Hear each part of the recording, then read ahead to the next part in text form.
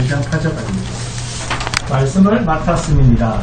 로마서 2장 17절에서 3장 8절까지입니다.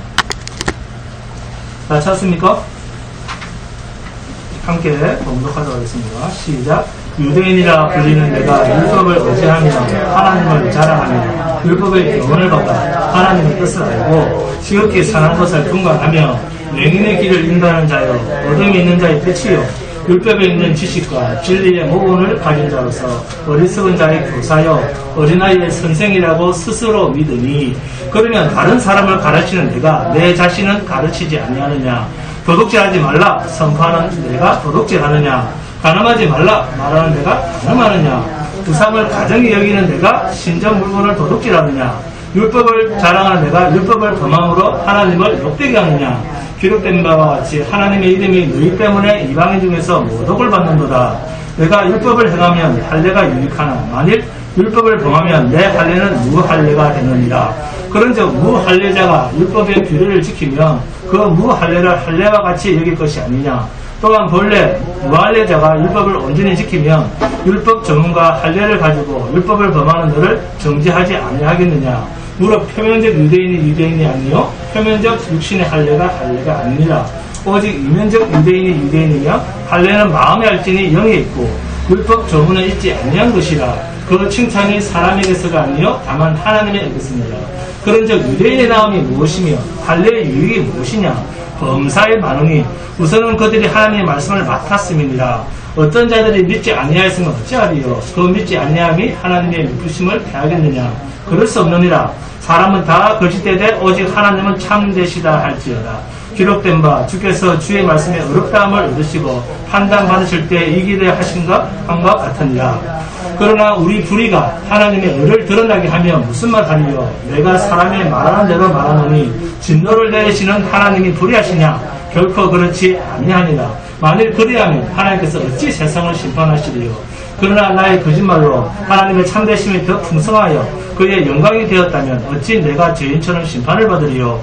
또는 그러면 선을 이루게 하여 악을 행하자 하지 않겠느냐. 어떤 이들이 이렇게 비방하여 우리가 이런 말을 한다고 하니 그들은 정죄받는 것이 마땅하니라. 아멘. 자, 누구를 가르친다 할 때 성경적으로 분명히 해야 할 것이 있습니다. 그것은 가르치는 사람, 곧 스승의 자리에 있는 사람은 자기 자신이 그 가르치는 바를 먼저 완벽하게 행해야만 가르칠 자격이 있다. 스승의 자리에 있는 사람이다라는 것이 성경이 가르치는 자에 대한 정의입니다. 그러니까 내가 가르치는 사람이라고 하면 내가 그 가르치는 바를 완벽하게 행할 수 있어야만이 그 사람이 스승의 자리에 있는 사람이다. 그 말이에요. 가르치는 자리에 있는 사람이다. 그 말이 이해하셨죠? 자, 본문 21절에서 23절입니다. 함께 봉독합니다. 21절부터 시작. 그러면 다른 사람을 가르치는 내가 내 자신은 가르치지 아니하느냐. 도둑질하지 말라 선포하는 내가 도둑질하느냐. 자, 잘 가르친다는 말입니까? 잘못 가르친다는 말입니까? 잘못 가르친다는 말입니다. 그런 내가 무슨 선생 자격이 있느냐 그런 말입니다. 자, 계속해서 본문 22절 23절입니다. 시작. 간음하지 말라 말하는 내가 간음하느냐. 우상을 가정히 여기는 내가 신적 물건을 도둑질하느냐. 율법을 자랑하는 내가 율법을 범함으로 하나님을 욕되게 하느냐. 자, 사람을 가르치는 선생이라는 사람이 간음하지 마세요 그러면서 자신이 간음할 수 있느냐. 도둑질하지 마세요 하면서 네가 도둑질할 수 있느냐 그 말입니다. 그렇다면 선생이 되기 위한 첫 번째 조건이 뭡니까? 가르치는 것을 먼저 자신이 완벽하게 행할 수 있어야 된다라고 하는 조건입니다. 자, 그러면 사람이 선생이 될 수가 있습니까? 없습니다. 그렇죠. 율법을 행하는 자가 있습니까? 없습니다. 그러면 누가 누구를 가르칩니까? 예수님. 그렇습니다. 예수 그리스도입니다. 발이 정확하게 나왔습니다. 박수 한번 주시죠. 이분의 이름으로 오신 진리의 영, 성령이 가르칩니다.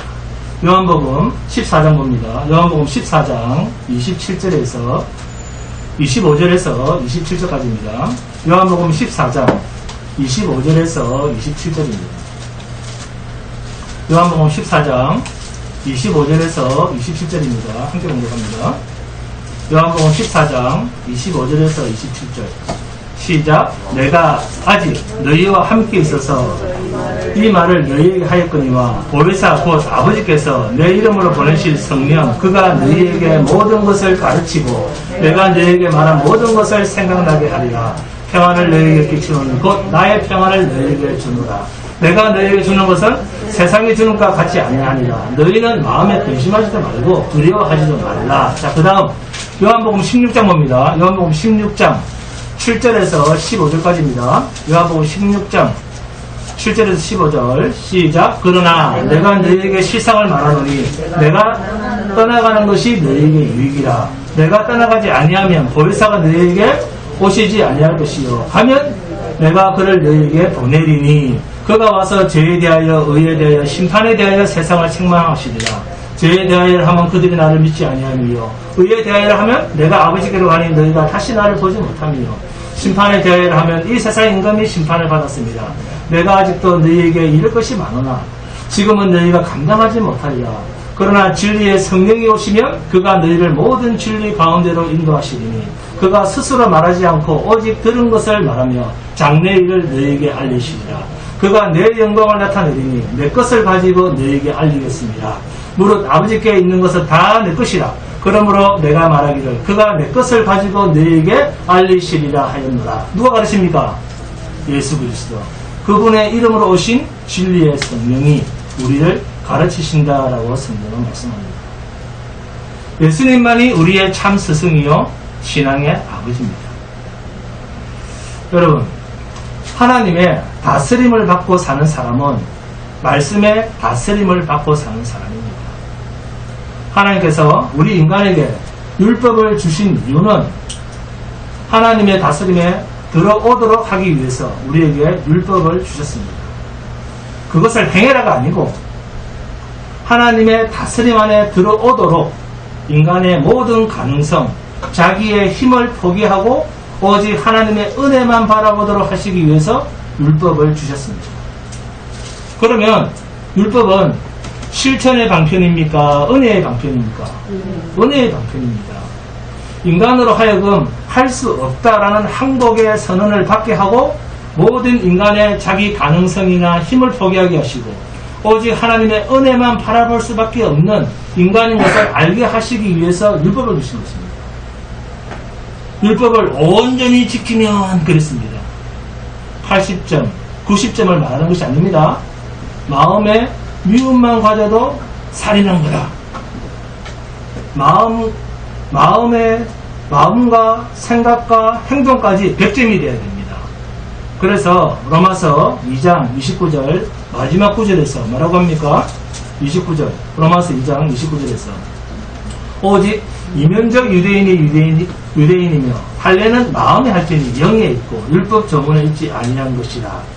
그 칭찬이 사람에게서가 아니요 다만 하나님에게서니라. 누구만 할 수 있다?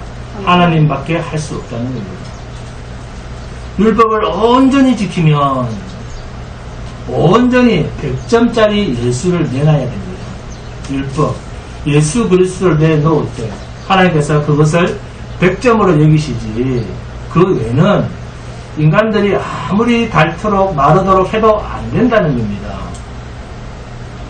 하나님께서는 율법을 주실 때 처음부터 우리 인간이 다 못 지키는 줄 알고 최선을 다해서 지키고 적당하게 지키고 살면 내가 인정해 줄게 그렇게 말씀하신 적이 없습니다. 율법을 내시고 그 율법 앞에 결국 누구를 죽였습니까? 예수를 죽였습니다. 율법의 요구에 완전히 응하도록 하나님은 처음부터 율법이 요구하는 것을 적당한 고무줄로 당겼다 줄였다 하신 적이 없습니다. 율법의 요구는 죄인에게 사망입니다. 그 죄값의 대신을 예수님으로 하여금 대속의 제물로 십자가에 내놓으셨습니다. 하나님은 한 번도 적당한 수준에서 점수를 낮춰주신 적이 없습니다. 최선을 다해라.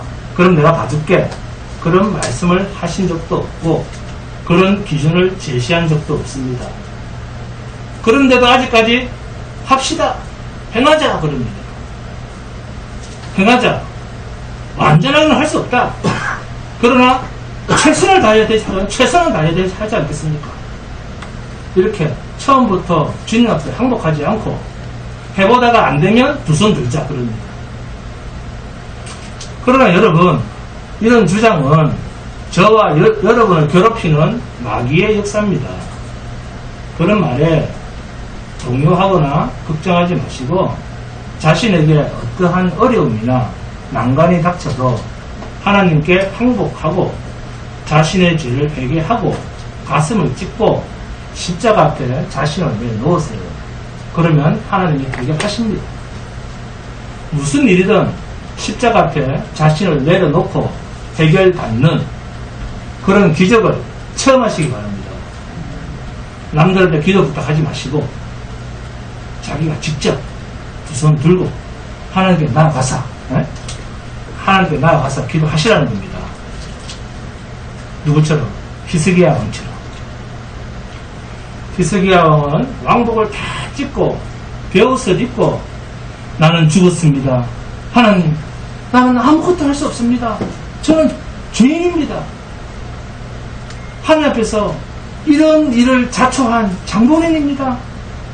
하나님의 백성들 앞에 왕으로 서서 그 일을 감당치 못했습니다.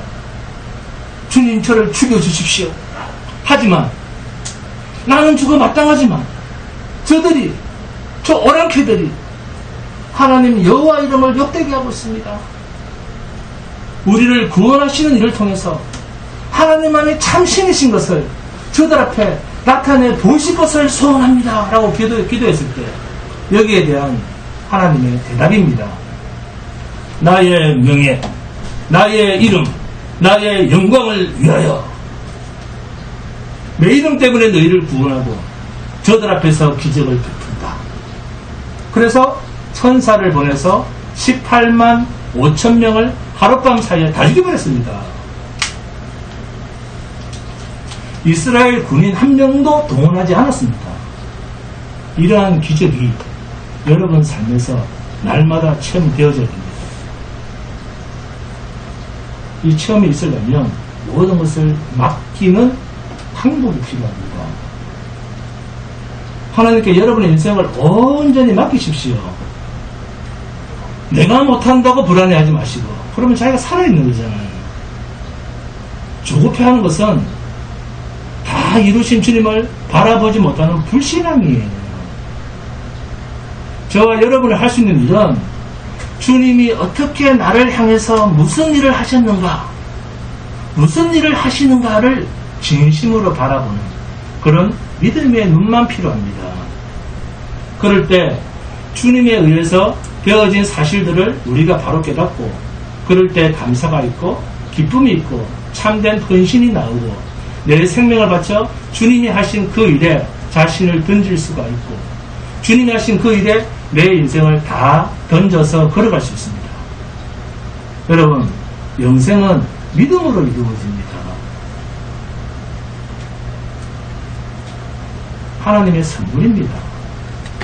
하나님께서 율법 외에 한 의, 곧 하나님의 의를 우리에게 보내시고 그 의만 믿어라 라고 하시는 이유는, 인간은 율법으로는 도무지 하나님의 기준에 이룰 수 없다라는 것을 하나님께서 아시고 우리로 심판을 명쾌하시기 위해서 하나님께서 의를 주셨는데, 그것이 바로 예수 그리스도입니다.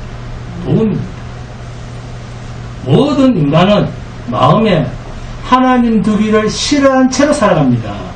그렇게 로마서가 말하지 않습니까? 그러면서 인간은 자신의 악한 본성을 인정하려고 하지도 않습니다. 왜요?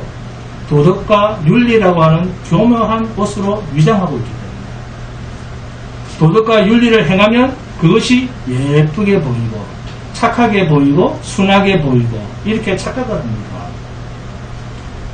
그래서 우리 인간의 이러한 윤리, 도덕으로 위장한 위선을 깨 부수기 위해서 하나님께서 내놓으신 것이 율법입니다.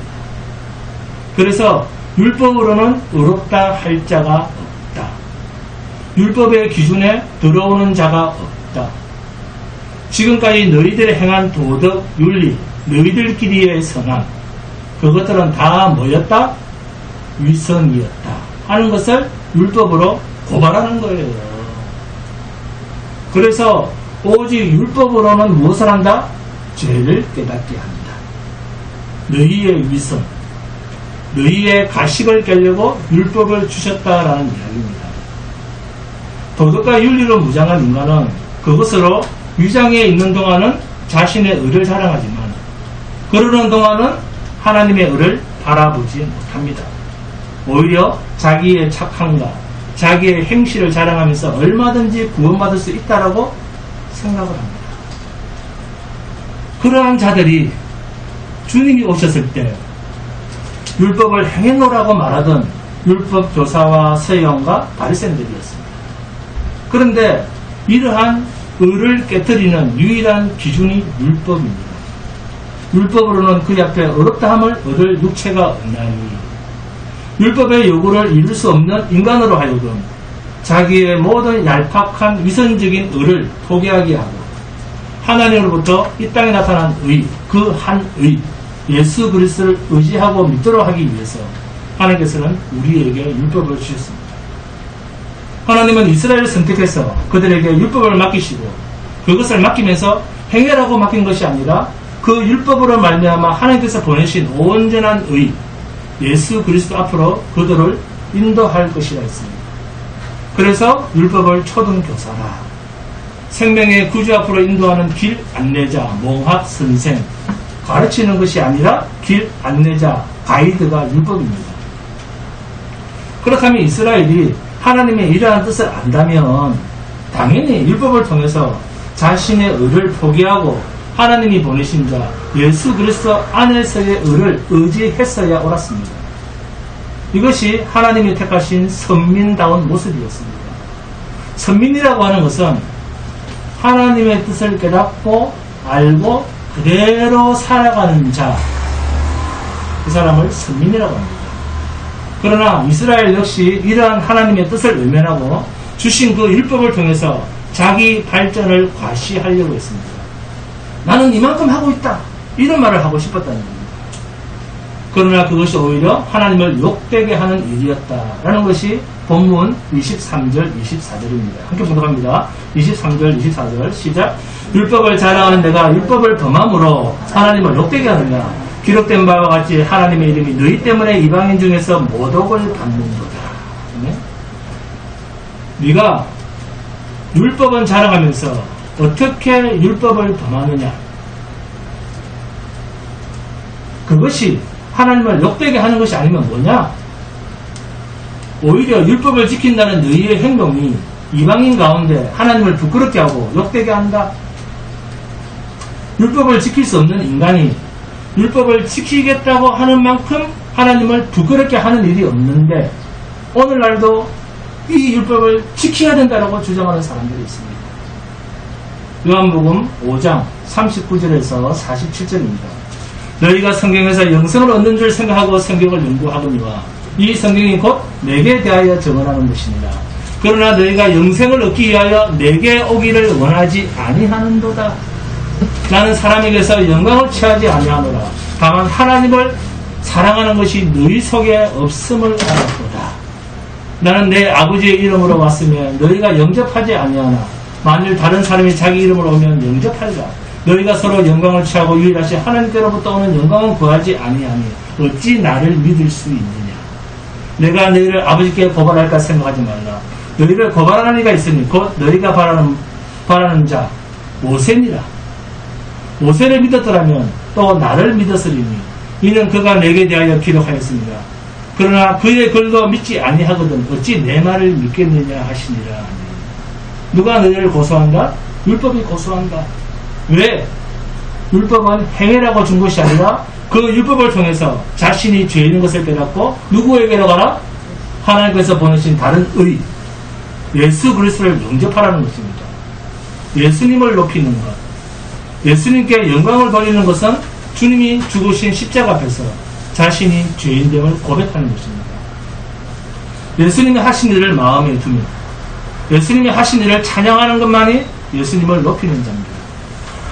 오직 자신은 심판받을 수밖에 없는 죄인임을 아는 자만이 십자가의 주님을 찬양할 수 있습니다. 이렇게 우리를 찬양하는 자로 만들어가기 위해서 하나님께서 일하신 것이라면 성경의 모든 사건이 십자가를 자랑하게 되는 결과라고 하면 결국 성경은 우리를 뭐로 만든 겁니까? 우리 모두를 죄인으로 만든 것입니다. 그래서 성경을 대하면 우리가 죄인임을 봐야 됩니다. 자신이 죄인임을 아는 자만이 십자가를 자랑하게 되어 있습니다. 본문 25절에서 28절을 보시면 할례라는 말이 나옵니다. 할례는 율법과 함께 유대인들에게 주어진 중요한 의식입니다. 어쩌면 유대인들이 이 할례를 통해서 하나님으로부터 선택받은 선민이라고 하는 자존심을 유지했다라고 해도 과언이 아닙니다. 할례는 하나님의 백성이라고 하는 가장 확실한 표였습니다. 그래서 할례 없는 이방인을 무시하고 멸시했습니다. 그러나 바울은 본문 25절에서 뭐라고 합니까? 내가 율법을 행하면 할례가 유익하나 만일 율법을 범하면 내 할례는 무할례가 되느니라. 이렇듯 율법과 할례는 서로 뗄래야 뗄 수가 없는 관계입니다. 율법을 행하지도 못하면서 할례한 그것만 가지고 나는 율법을 행한 자다 라고 거들먹거려서는 안 된다고 말이에요. 할례를 받은 자는 곧 율법도 완전히 행해야 된다 그 말이에요. 할례를 받은 자는 율법도 완전히 행해야 된다.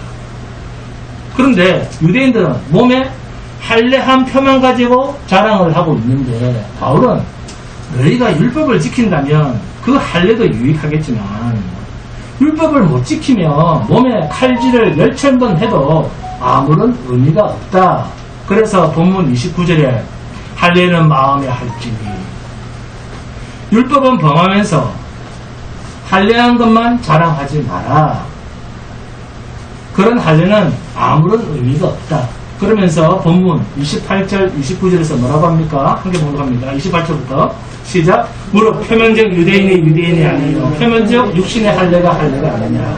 오직 이면적 유대인이며 할례는 마음에 할지니 영에 있고 율법 조문에 있지 아니한 것이라. 그 칭찬이 사람에게서가 아니라 다만 하나님에게서니라. 여기서 사도 바울은 누가 진정한 유대인인가 라고 하는 것을 규정하려고 합니다. 진정한 유대인은 표면적 유대인이 아니요 이면적 유대인이라. 그러면 이면적 유대인이란 뭐죠? 할례를 육체에 행한 자가 아니고 마음에 행한 자라야 된다. 마음에 행했다는 것은 영에 있고 율법 조문에 있지 않다. 영에 있고 무슨 뜻입니까? 성령의 사람을 영의 사람이라고 합니다.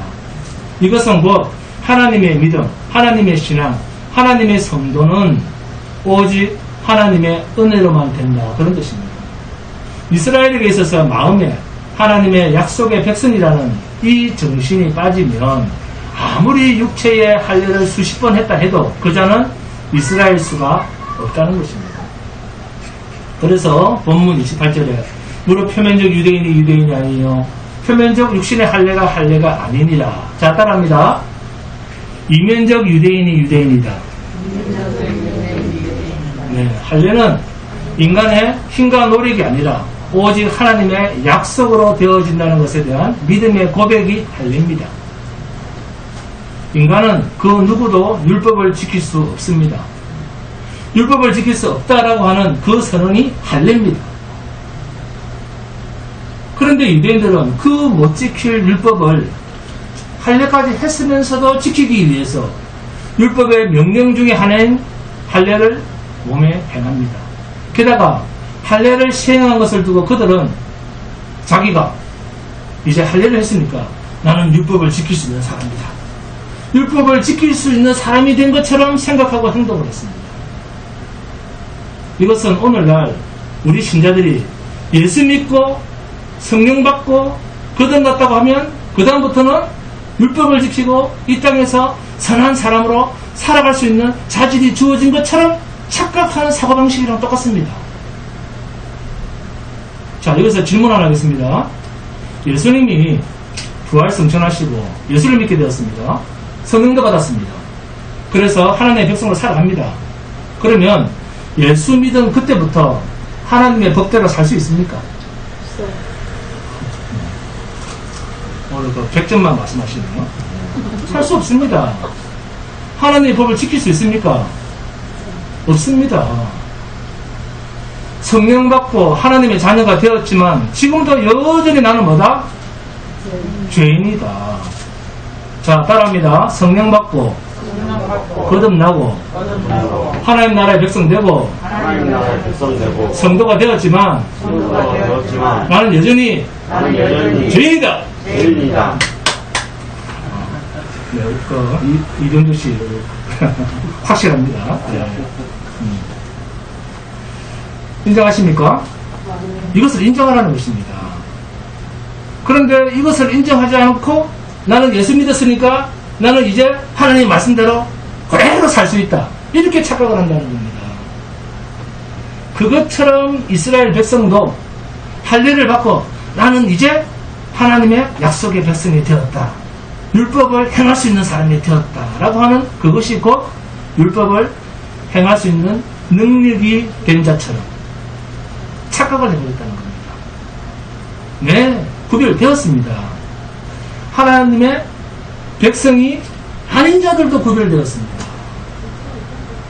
그러나 구별이 돼도 나는 여전히 하나님 앞에서 뭐다? 죄인입니다. 하나님의 은혜로만 살 자다 그 말이에요. 우리는 하나님 나라에 들어갈 마지막 그 순간까지 죄인입니다. 그래서 천국에 들어가는 그 순간까지 하나님께서 보시는 것이 뭐죠? 나의 은입니까? 예수 그리스도 핍니까? 예수 그리스도 핍니다. 왜요? 내가 뭐기 때문에? 죄인이기 때문에. 이것이 복음의 능력입니다. 인간은 아무리 발버둥을 쳐도 아무리 몸부림을 쳐도 여전히 죄인입니다. 더 나은 인간이 될 수가 없습니다. 그래서 주님이 오신 것 아닙니까? 주님이 오신 이유 좀 정확히 알아야 되지 않겠어요? 로마서 3장 1절입니다. 그런즉 유대인의 나음이 무엇이며 할례의 유익이 무엇이냐? 그러면 유대인에게 율법이 주어진 유익이 뭡니까? 할례를 하라고 언약이 주어진 그 모든 것이 무슨 유익이 됩니까? 율법을 지키는 것도 아니고 할례를 받았다고 구원을 받는 것도 아니라면 그것을 아직도 지키고 있는 우리 유대인이 이방인보다 나음이 뭔데? 나음이 뭐냐는 것입니다. 여기에 대한 대답이 본문 2절입니다. 함께 봉독합니다. 2절 시작. 범사에 많으니 우선은 그들이 하나님의 말씀을 맡았습니다. 유대인들에게 하나님께서 율법을 주시고 할례를 시행케 하신 것에 대한 약속을 주신 것은 많은 유익이 있는데 그 첫째가 하나님의 말씀을 맡았다는 것입니다. 율법을 받은 유대인이 낳은 것, 할례를 시행했을 때 유익이 되는 것은 하나님의 말씀을 맡았다는 것이다 라고 바울은 단호하게 말합니다. 다시 말해서 하나님께서 유대인들에게 율법을 주시고 할례를 행하라고 하신 것은 그들에게 말씀을 맡겨두셨다라는 뜻이 있다는 겁니다. 그러면 말씀을 맡았다는 뜻이 뭡니까? 이것은 단순하게 율법을 받았다 그런 뜻이 아닙니다. 말씀을 맡았다라고 하는 것은 이스라엘을 통해서 말씀의 정신을 온 열방에 온 세상에 드러내는 것을 의미합니다. 너희가 열방의 제사장 나라가 될 것이라. 말씀을 맡았다라는 말은 온 열방에 대한 말씀의 정신을 율법의 정신을 할례의 정신을 드러내야 된다라고 하는 의미가 포함된 말입니다. 이스라엘에게 하나님의 말씀을 담아서 보여주는 그릇으로 하나님은 이스라엘을 선택하셨습니다. 율법을 받았으니 율법을 잘 지켜서 구원으로 나아가라. 하나님의 백성임을 나타내 보여줘라. 그런 말씀이 아닙니다. 율법 앞에서 인간은 스스로 법을 지켜서 구원으로 나아갈 수 있는 백성이 아니고 오직 하나님의 은혜와 하나님의 자비하심으로 구원을 받는 존재임을 세상에 보여주는 일을 맡은 것입니다. 그러니 할례를 시행하면서도 이스라엘은 할례를 시행하면서도 우리는 할례를 시행하는 거룩한 종족이다. 이런 식으로 나갔다는 겁니다. 자부심으로.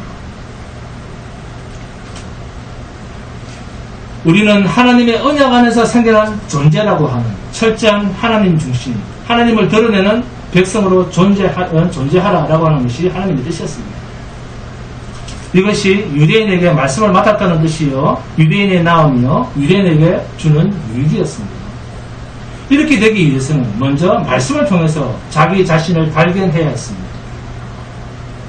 하나님에게 자신을 드러내기 전에 말씀 앞에서 먼저 자기 자신이 발견되어져야 됩니다. 어떤 자기 자신입니까? 죄인인 자기 자신입니다.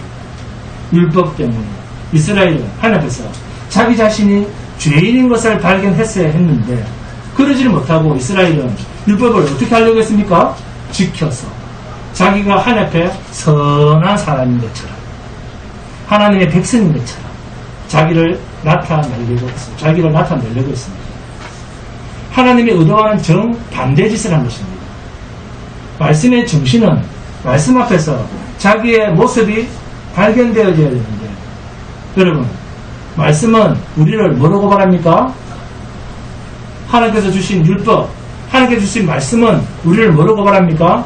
죄인으로 고발했는데 죄인으로 고발했을 때 그들은 죄인으로 고백하기보다는 그 율법을 억지로라도 지켜볼 수 있는 데까지 지켜봤어. 그래서 자기의 의를 드러내 보이려고 하는 쪽으로 가버렸다는 겁니다. 그러니 아무런 유익이 없죠. 이러한 유대인, 이러한 이스라엘, 그들에게 주어진 유익, 그들에게 주어진 말씀, 그것을 통해서 자신은 하나님의 은혜가 아니고는 살 수 없는 존재인 것을 알고 하나님께 항복함으로써 하나님의 은혜를 입으라고 주신 것인데 그들은 이것을 외면해버리고 외적인 나움, 곧 할례를 행하고 율법의 규례도 적당하게 가감해가면서 지킬 수 있는 법으로 만들어서 변질시켜가면서 그것을 지키고 행함으로 의인인 것처럼 외식적이요 미선적이요 하나님 앞에서 자기 의를 드러내려고 하는 어리석은 멸망의 길로 자초했습니다. 이것이 유대인들의 실패의 역사입니다. 아마 그들은 할례를 한 흔적을 가지고 우리는 천국 가는 백성이다 이렇게 생각했을지도 모릅니다. 이것을 오늘날로 바꿔서 말을 하면 나는 세례교인이야. 세례받으신 분 손 한번 들어보세요. 아무도 없습니까? 한 명 있습니까? 네? 세례받으신 분 아무도 없어요? 손 한번 들어보세요. 세례받으신 분. 교인은 세례 안 받았습니까? 세례 안 받았는데 또 집사, 본사 다 받았나요? 자, 네? 세례 받으면 다 천국 갑니까? 세례 받으면 다 천국 갑니까? 세례 받았다고 천국 가는 거 아닙니다. 세례요한 앞에 세례 받으러 나온 바리새인과 율법 교사와 유대인들을 향해서 뭐라고 했습니까? 이 독사의 자식들아, 누가 이 임박한 진노를 피하라 하느냐? 회개하라. 마음의 할례를 받아라. 말씀의 정신을 가지라. 그 말이에요. 그 회개하라가 뒤에 쭉 성경을 읽어보면 누가 나옵니까? 바리새인과 세리의 기도의 내용에서 구분이 되잖아요. 율법을 주시고 할례의 약속을 주신 것은 그것을 시행하고 할례를 행하고 율법을 지키는 것으로 의로 삼아라 그런 말이 아니라 그것을 통해서 하나님의 말씀의 정신을 가지라는 것입니다.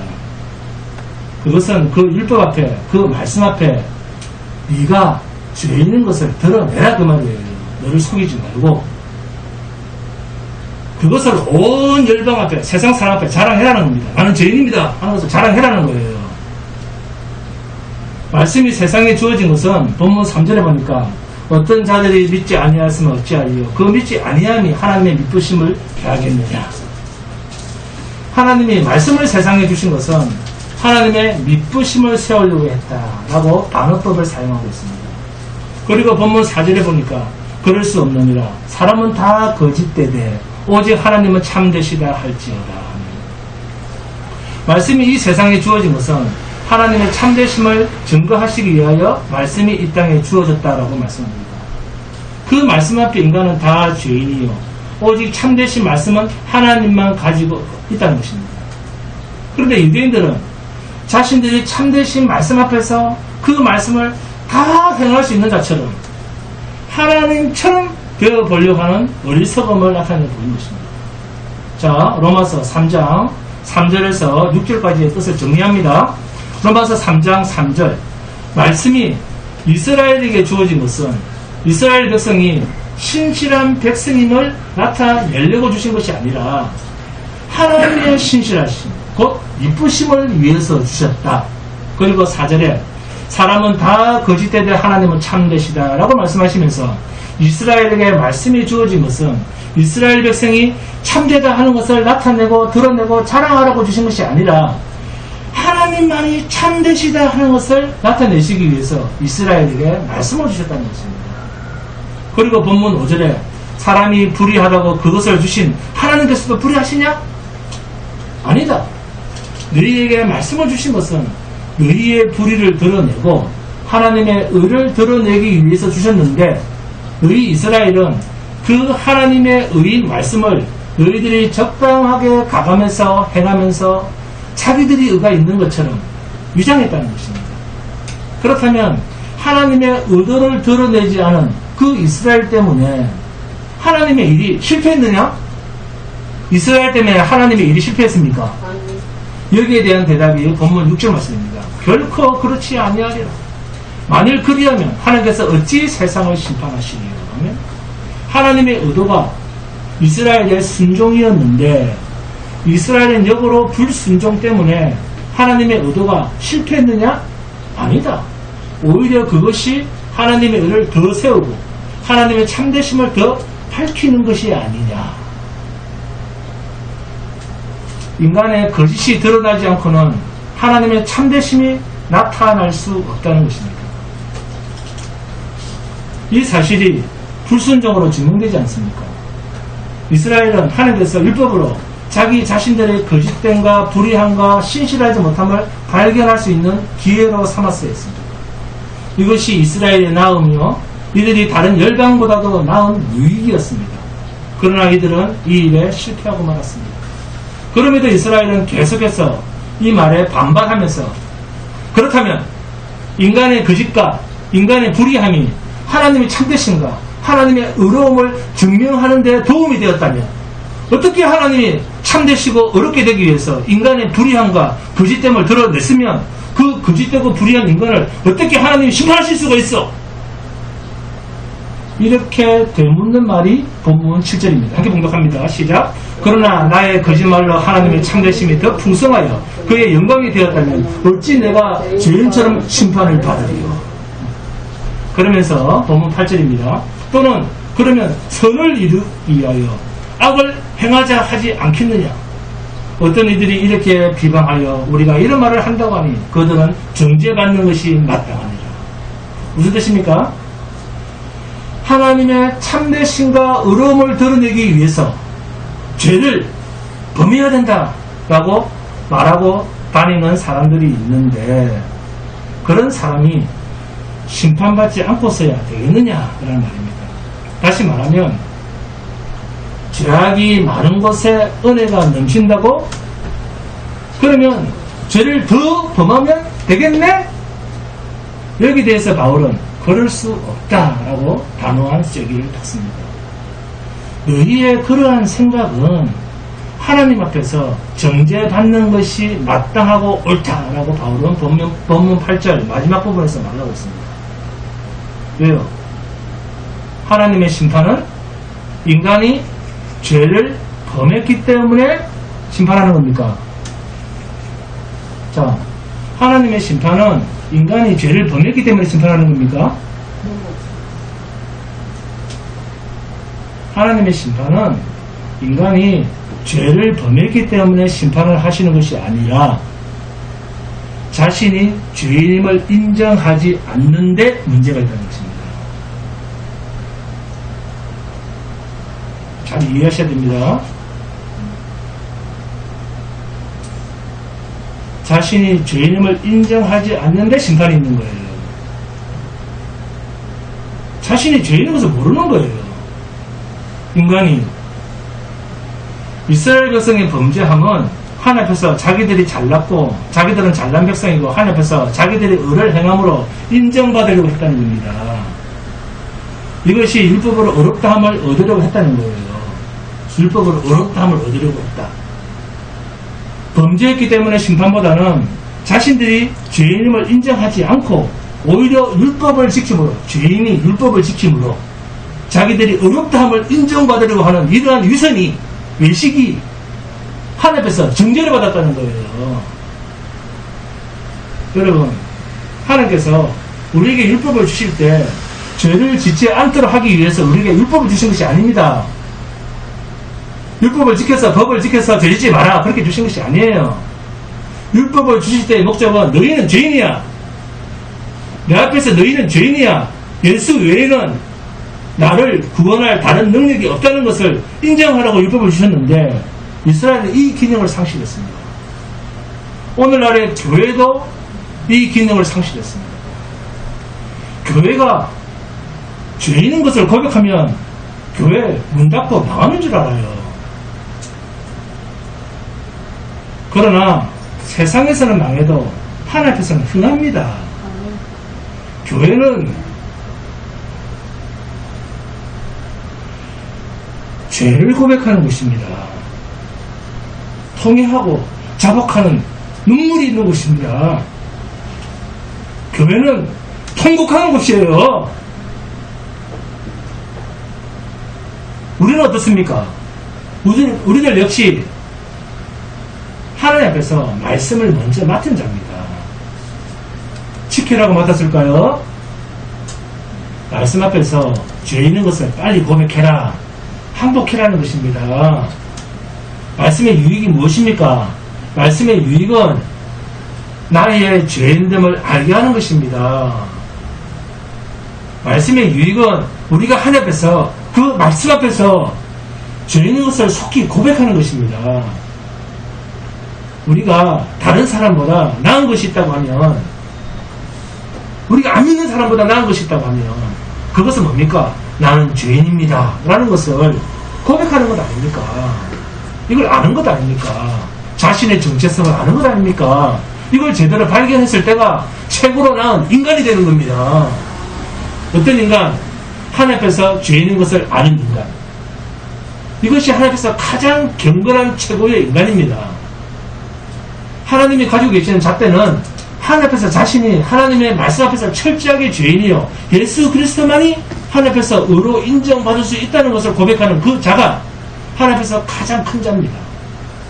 이것이 말씀을 맡은 자, 곧 성도의 유익입니다.